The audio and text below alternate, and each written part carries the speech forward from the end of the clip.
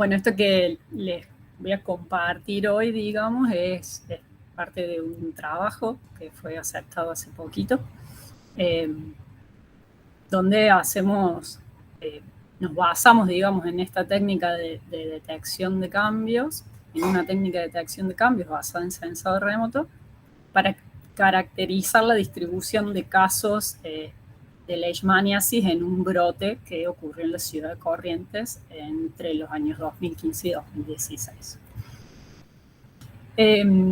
Las leishmaniasis son enfermedades desatendidas, digamos, globalmente distribuidas y están producidas por un parásito del género Leishmania. Se transmiten por unos insectos que comúnmente se llaman flebótomos, y los casos, digamos, de estas enfermedades han demostrado como el mayor incremento en prevalencia entre las enfermedades desatendidas entre los años 90 y 2016.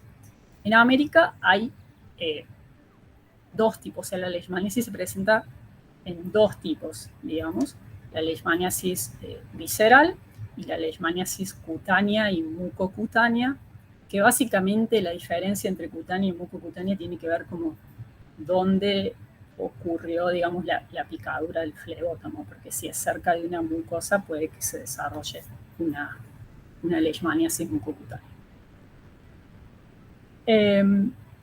Ahora, ¿cuáles serían como las características de cada una de estas dos para dar como un background de estas enfermedades?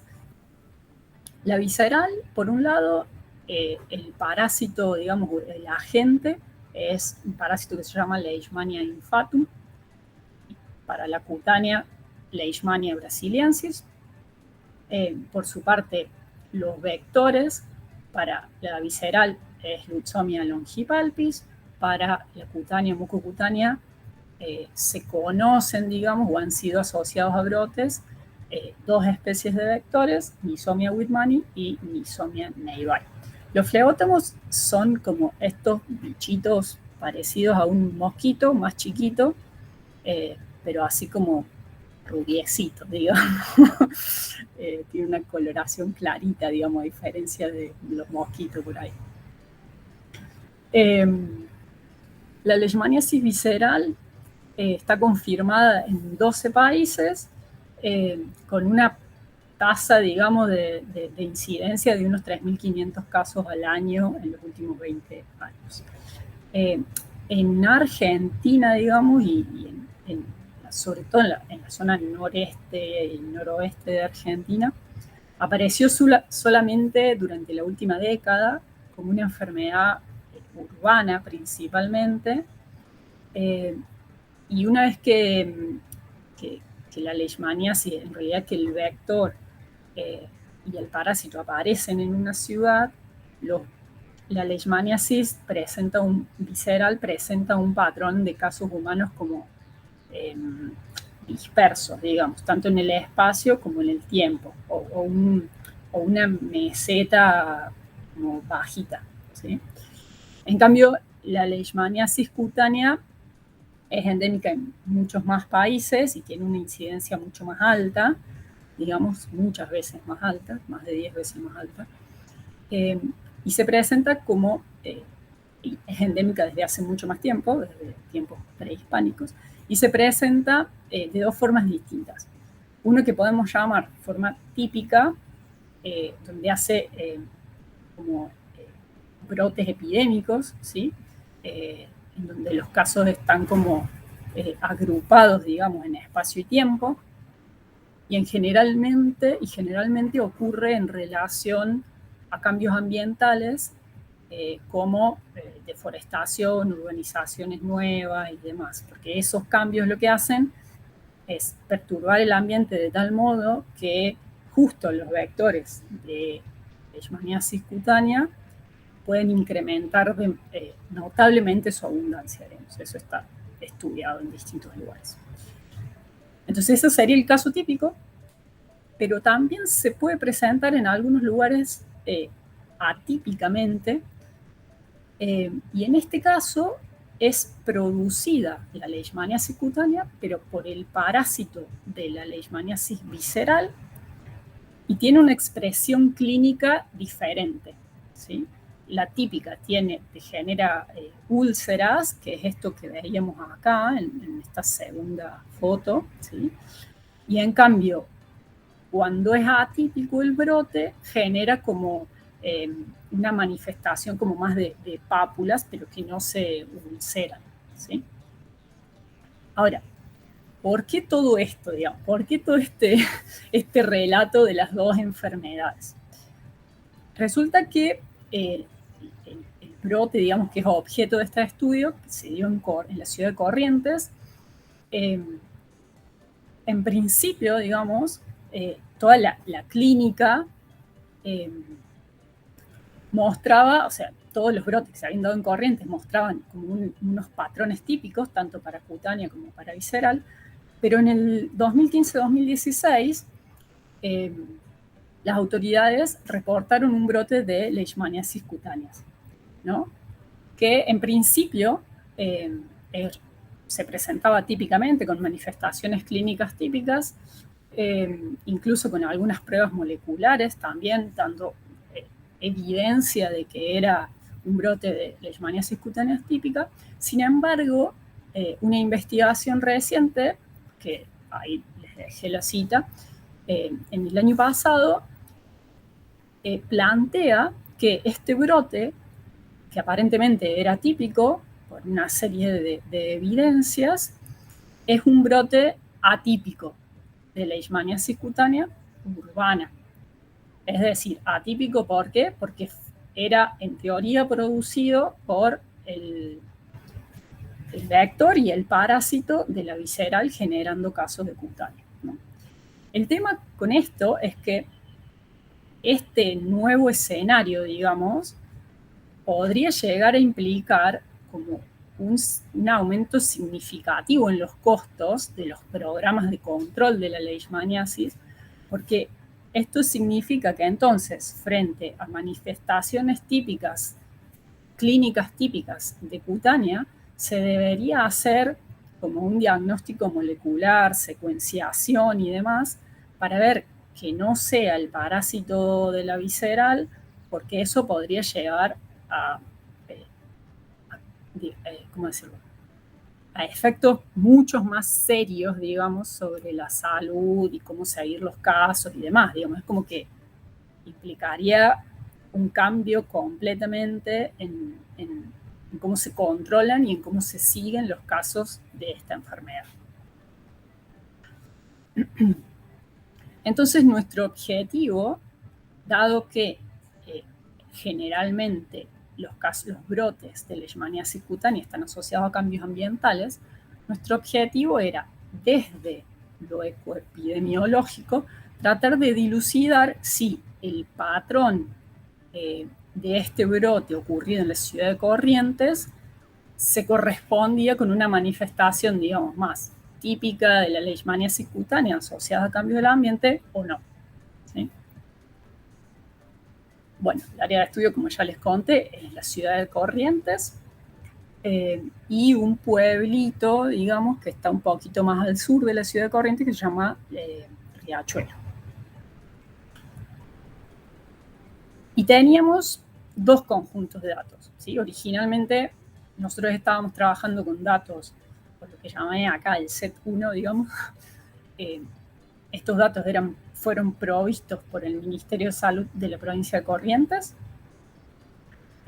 Eran 25 casos de leishmaniasis cutánea que habían sido confirmados a través de visitas a la casa de los pacientes, ¿sí? y con pruebas clínicas, digamos, estandarizadas. Y había además 3 análisis moleculares, 3 PCR, que eran consistentes con el parásito de la leishmaniasis cutánea, digamos, típica.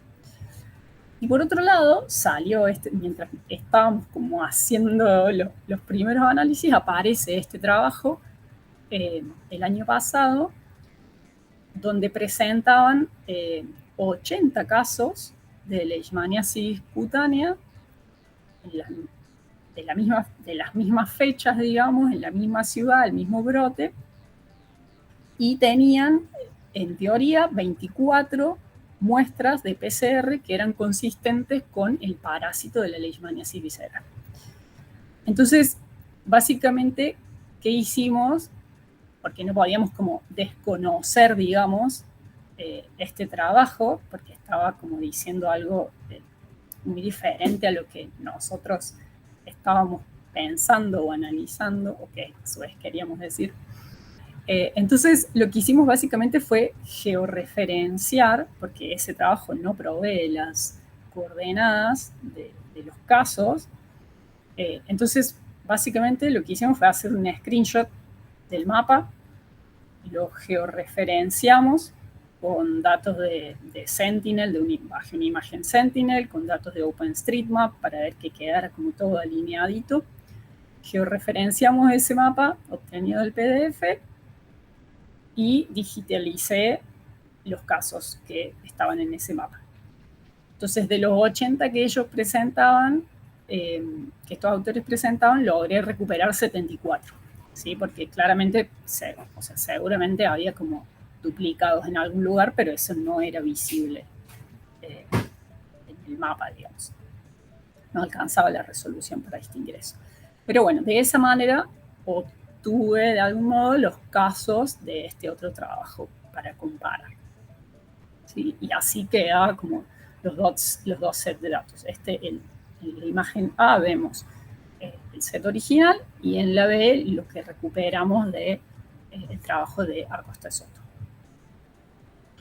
Por otra parte, para los 25 casos originales que habían sido provistos por el Ministerio de Salud Provincial de Corrientes, teníamos además datos de flebótomos, ¿sí? De la composición de especies de esos lugares.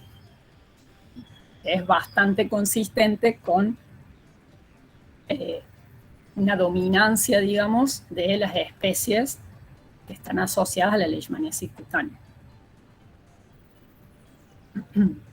Y finalmente usamos 3 escenas de Landsat, ¿sí? Para la zona, digamos, de donde está ubicada la ciudad de Corrientes, que más o menos corresponden a las mismas épocas del año, ¿sí? Todo esto dependía un poco de si había nubes o no, y así todo. La última, la del 16, había algo de nubes como sobre el río Paraná. Entonces, tomamos una de 2014, otra de 2015 y 2016, ¿sí? Una antes del brote y después durante el brote. Todo esto para hacer la detección de cambios, ¿no? Entonces, ¿qué hicimos con todos estos datos satelitales? Obtuvimos una serie de índices espectrales, obtuvimos también, estimamos texturas a partir de algunos de estos índices espectrales, calculamos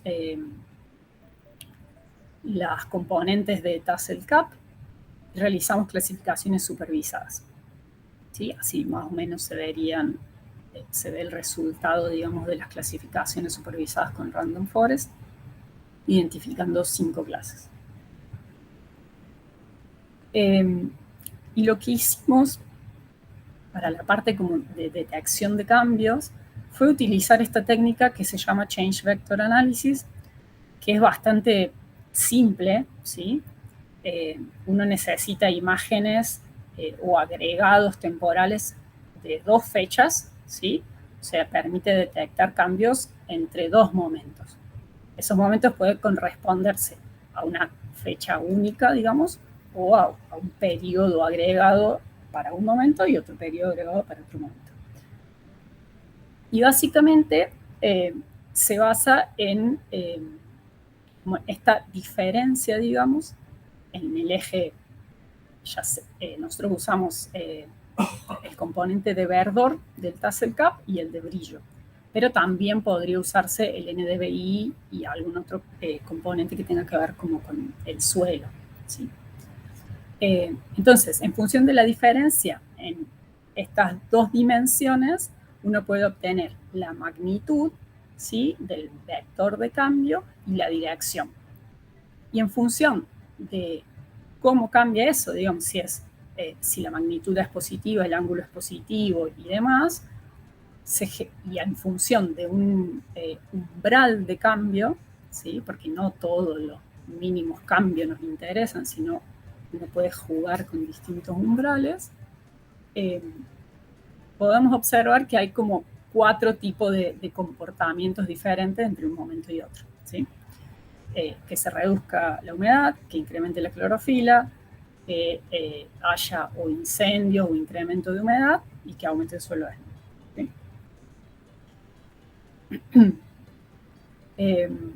Bueno, entonces obtuvimos eso y a partir de esas 4 clases de cambio, lo que nosotros estimábamos era la distancia a cada uno de esos tipos de cambio, digamos, de cobertura. Después, además de eso, además de estimar esas distancias, extrajimos otras variables ambientales con buffers de 50 y 250 metros de radio. ¿Por qué? Porque habíamos visto en estudios previos que los vectores de leishmaniasis, digamos, la relación con el ambiente se explicaba como esas distancias.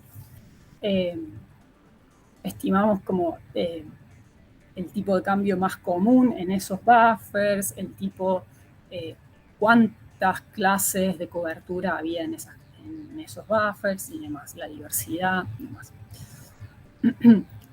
Y después, con todas como esas variables por un lado y con los puntos de los casos por otro, utilizamos un modelo de modelado de nicho ecológico o modelos de distribución de especies y particularmente el algoritmo Maxent, que se usa muchísimo para modelar distribución, pero también para modelar riesgo, con un montón de pasos, digamos, donde seleccionábamos variables, tuneábamos, digamos, los hiperparámetros del modelo, etcétera.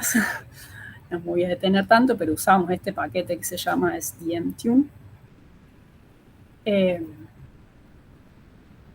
Y básicamente con eso tuvimos cuáles eran los mejores modelos y generamos un promedio, ¿sí?, de esos mejores modelos para obtener como la predicción general y el desvío entre esos modelos para obtener como medidas de incertidumbre en la predicción, ¿sí? O sea, básicamente el esquema general del modelado de nicho ecológico es este, ¿no? Donde uno tiene los puntitos, digamos, que es nuestra variable de respuesta, es lo que queremos predecir en los lugares donde no tenemos puntitos, todos los predictores, ¿sí? Todo eso va a un modelo, en este caso Maxent, y de ahí obtenemos una predicción, ¿sí? Y al hacer el desvío entre los distintos modelos, podemos obtener la incertidumbre. Bien, lo que vimos en cuanto a cambios, o sea, nosotros vimos cambios entre 2014-2015 y 2015-2016.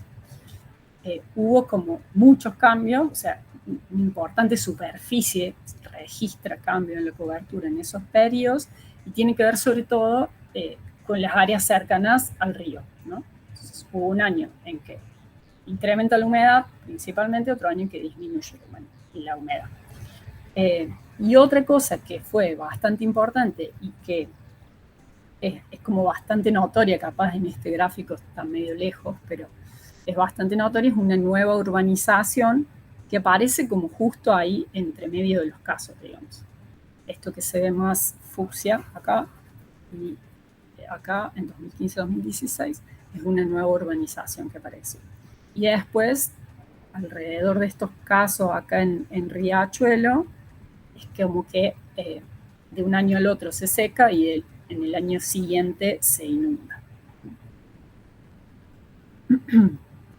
Bien, entonces así, en función de qué variables usábamos, de qué años, digamos, y qué tamaño de buffer generamos para el set de 25 puntos, digamos, tuvimos los 4 mejores modelos y para el set de 74 puntos, los 4 mejores modelos, ¿sí? Y en función de los valores de área bajo la curva o AUC,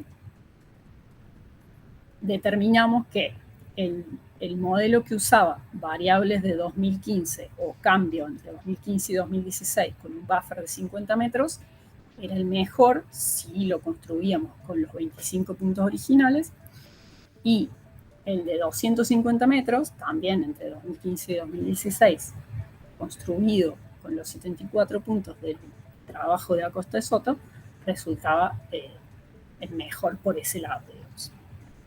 ¿Sí? Bueno, estos son valores de AUC. Simplemente esto es para decir que los mayores, digamos, valores de área bajo la curva los obtuvimos con el modelo entrenado con 25 puntos.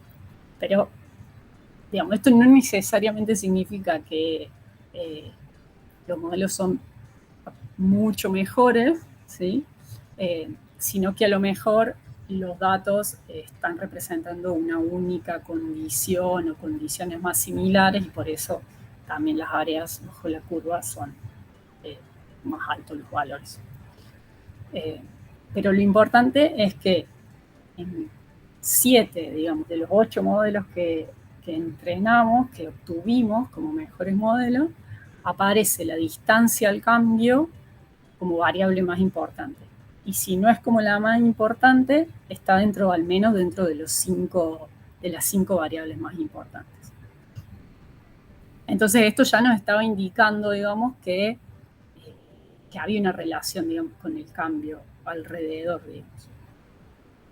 Y en cuanto a las curvas de respuesta, lo que veíamos es que se comportaban un poco como óptimo, digamos, donde hay una distancia en que la probabilidad de que ocurran casos, digamos, o la aptitud del ambiente para que ocurran casos es mayor, y mientras más lejos disminuye. Y para evaluar los modelos, como no teníamos más datos que esos 25 por un lado y esos 74 por otros, con que entrenamos, digamos, 2 sets de modelos, lo que hicimos fue hacer como una evaluación cruzada, digamos. A los modelos que entrenamos con 25 datos los evaluamos con los 74 y viceversa. Y así obtuvimos estos AUC de evaluación, digamos, a partir de los cuales elegimos como los mejores el mejor modelo para cada set. Y en este caso, si vemos, los mejores valores de AUC se dan para los modelos que entrenamos con 74 y que evaluamos con 25. Y esto es porque esos 25 de algún modo estaban como dentro, digamos, de todo lo que aprendió o conoció el modelo que fue entrenado con 74. Miren, si ustedes se acuerdan, era acá.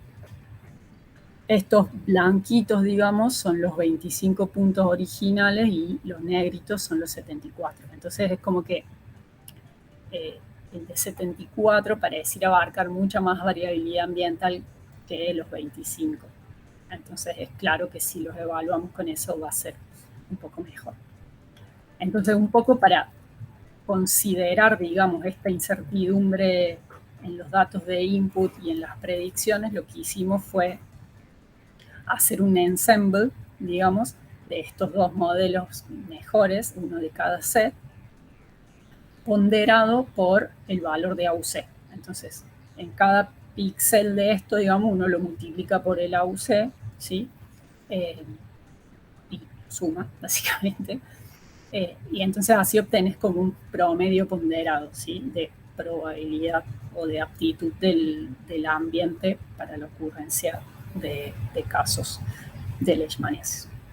Y por otro lado, hicimos el desvío estándar, digamos, entre las predicciones también para tener una medida de qué tan disímiles podían ser las predicciones. En general andan bastante bien, salvo algunas áreas. Bien, entonces, como ¿a qué llegamos, digamos, con este estudio? Lo más importante, digamos, que encontramos los findings más relevantes serían que la distancia a los cambios ambientales fue la variable más importante en la mayoría de los modelos. Y esto es consistente con brotes típicos de leishmaniasis cutánea en áreas periurbanas y rurales, ¿sí? No en áreas urbanas como se planteó, digamos, en el trabajo de Acosta Soto. Y además que estos cambios se dan por disturbios tales como una urbanización o inundaciones y demás, cosas que también son consistentes con brotes epidémicos de leishmaniasis cutánea. Entonces, ¿cuáles serían los puntos, digamos, a favor que están sosteniendo la hipótesis de un brote típico de leishmaniasis cutánea? Por un lado, cómo se dio la distribución espacio-temporal de los casos, ¿sí? Que es como agregada en el tiempo y en el espacio. Y sobre todo que es como periurbana y rural, ¿sí? Que esto es lo que vemos acá, ¿sí? O sea, el área urbana central de Corrientes está acá, donde las probabilidades son muy, muy bajitas. Y si uno ve, los casos empiezan a ocurrir como mucho en las afueras, ¿no? Y en la zona más rural. Entonces eso es claramente consistente con brotes de leishmaniasis cutánea y con la distribución de los vectores de leishmaniasis cutánea. Por otra parte, la manifestación clínica, que acá nosotros no la presentamos, pero fue lo que nos pasaron, digamos, del Ministerio de Salud, ¿sí? Entonces eran todas heridas ulceradas. La identificación molecular, donde había test positivos para el parásito de cutánea. Y por último, digamos, lo que encontramos de algún modo en este trabajo, en este análisis, que también es consistente en cuanto a la parte ecológica o ecoepidemiológica, donde las áreas de mayor probabilidad tienen que ver con estas zonas periurbanas y rurales, y las variables más importantes son las que tienen que ver con las distancias a cambios ambientales. Ahora, ¿cuáles son los puntos en contra, digamos, de un brote típico y a favor de uno atípico? Claramente los 24 PCR consistentes con el parásito de leishmaniasis visceral. Sin embargo, hay una serie de cosas que no están dichas en este trabajo y que se prestan como a duda razonable, digamos, y que también por eso planteamos este trabajo, digamos, la posibilidad de que en verdad sea algo cutáneo típico, y es que ellos no presentan un control, en los PCR no presentan un control para el parásito de cutánea, que tienen una sola secuencia, una sola muestra secuenciada y que no